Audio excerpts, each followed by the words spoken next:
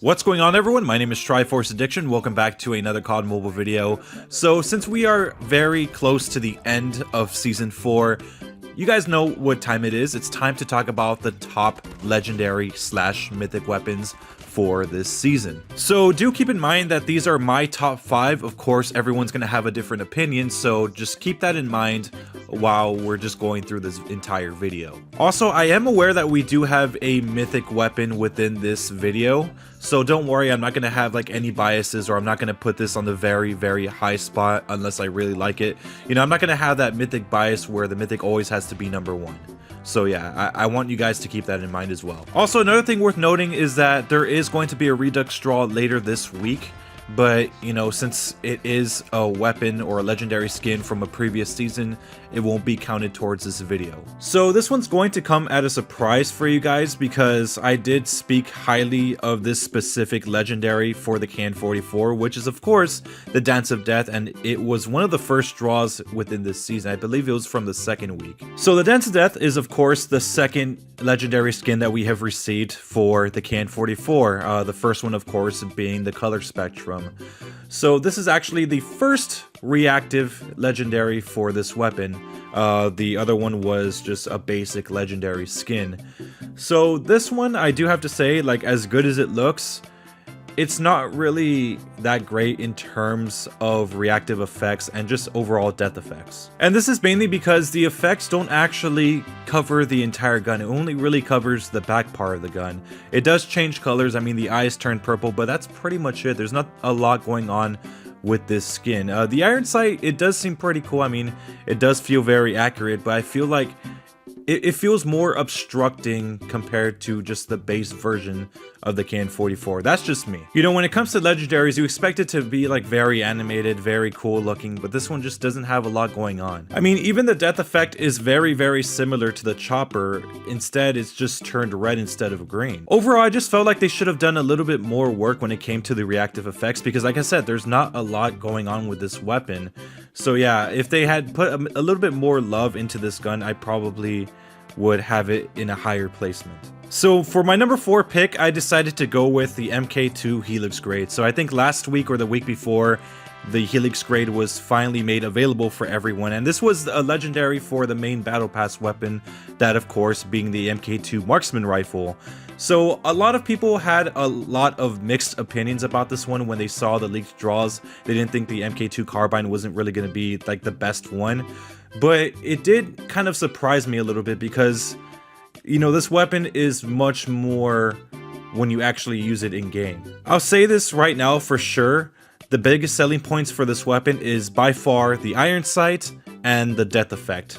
So the death effect is very unique. It almost feels like a mythic level type of death effect.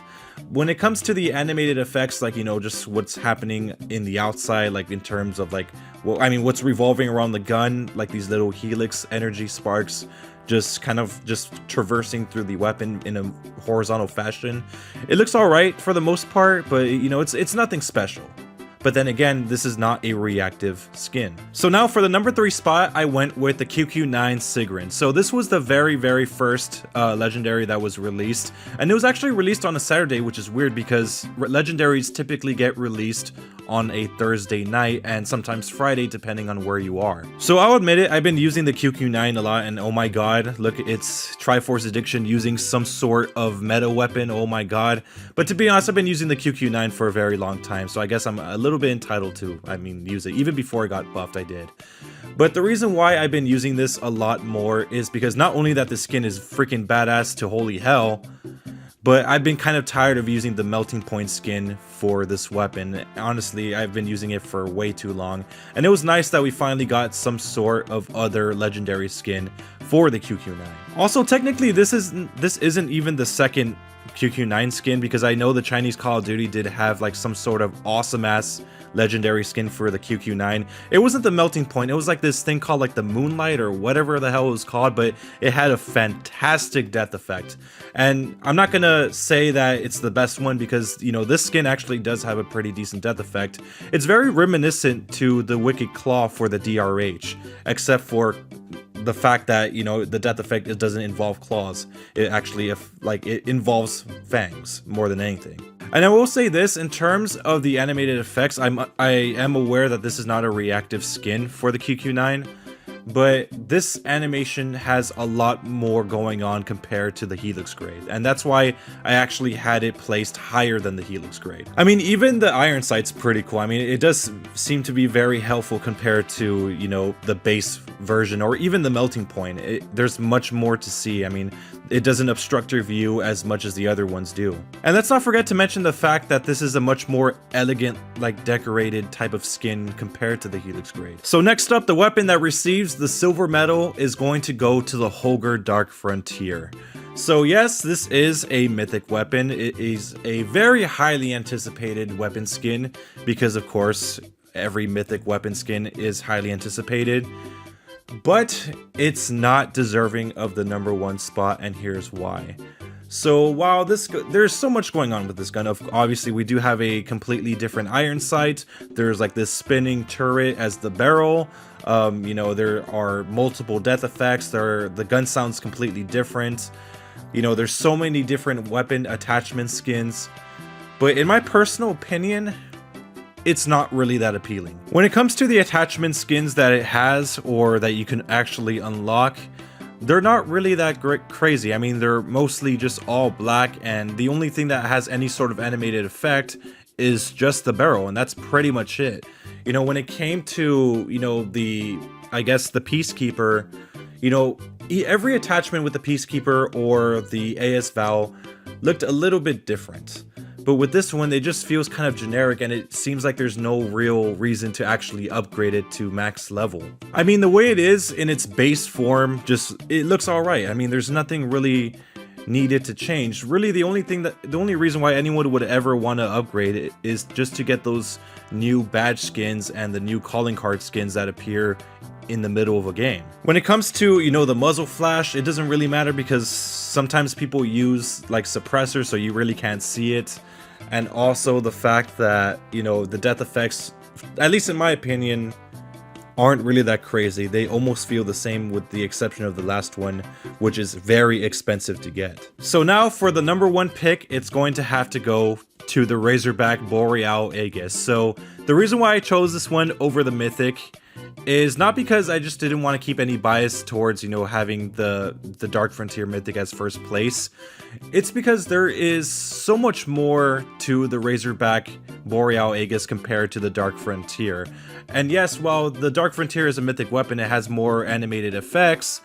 This one seems to be a little bit more creative. So obviously with the skin, it does change the Razorback like in a completely different level. I mean, the death effect looks nicer than the actual Dark Frontier. It has a completely different iron sight that doesn't obstruct your view, at least as much as the necessary diplomacy or even the base Razorback. And when it comes to the reactive effects, it starts off animated, but it also changes colors once you reach the final reactive stage. And this is something that's actually continuous because the color changing changes constantly. It's not something that like it changes every single time you get a kill or like every 5 seconds. It changes like literally every second. And I chose this one over the Dark Frontier because the Dark Frontier and just overall the other mythics have been having the same type of animated effect time and time again. You know, they always have that cylinder in the middle of the gun that just keeps rotating around. We've seen it with the Fennec Ascended. We've also kind of seen it a little bit with the AS Val. And yeah, it's kind of getting stale at this point. Like, they don't really have a lot of creative aspects when it comes to the mythics. They feel kind of like any normal legendary skin. So yeah, this is pretty much my take and my top 5 in order when it comes to the legendary skins for season 4. Honestly, I know a lot of you guys are going to be questioning it because I didn't put the Mythic Hogar as #1. And to me, I think that would be a little bit too easy because we need a lot more creative skins, and the most creative one that I've seen so far is the Razorback. All the other ones don't really seem to be that appealing. Even for the Dark Frontier, it's a very generic effect that we commonly see on mythic weapons. So it's nice to have something that's really like colorful, really creative, like the Razorback. Anyways, I hope you guys enjoyed this video. Make sure to leave a like, make sure to subscribe for some more COD Mobile content. Later on, I'll have a review for Season 4, but as of right now, I hope you guys just enjoyed this video for the time being. So anyways, laters guys. Have a wonderful day.